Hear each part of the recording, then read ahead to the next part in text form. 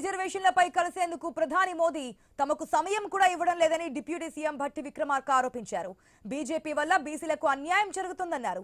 కేంద్రం ఎలాంటి నిర్ణయం తీసుకోకపోవడం వల్లే న్యాయస్థానాల్లో నిలిచిపోతోందని చెప్పారు.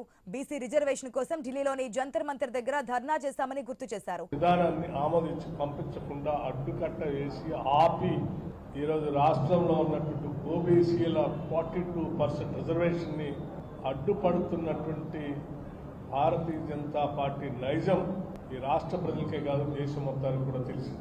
భారత ప్రధానమంత్రి గారి దగ్గరికి మేమందరం అఖిల పక్షాన్ని తీసుకొని వచ్చి కలుస్తామని చెప్పి వారికి ప్రత్యేకంగా లేఖ రాయటమే కాకుండా పార్లమెంట్లో 9 షెడ్యూల్ బీసీ రిజర్వేషన్ కోసం పోరాడేందుకు అఖిల పక్షాన్ని ఢిల్లీకి తీసుకెళ్లేందుకు సీఎం రేవంత్ రెడ్డి సిద్ధంగా ఉన్నారని డిప్యూటీ సీఎం భట్టి విక్రమార్క తెలిపారు.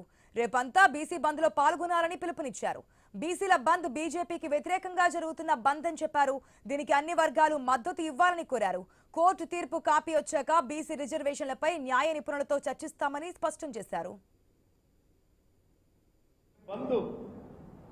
ఈ రాష్ట్ర ప్రభుత్వం తీసుకొచ్చిన 42% రిజర్వేషన్ తీసుకొచ్చిన బిల్లుని ఆపి అడ్డుపడుతున్నటువంటి భారతీయ జనతా పార్టీకి వ్యతిరేకంగా జరుగుతున్నటువంటి బంద్ ఇది.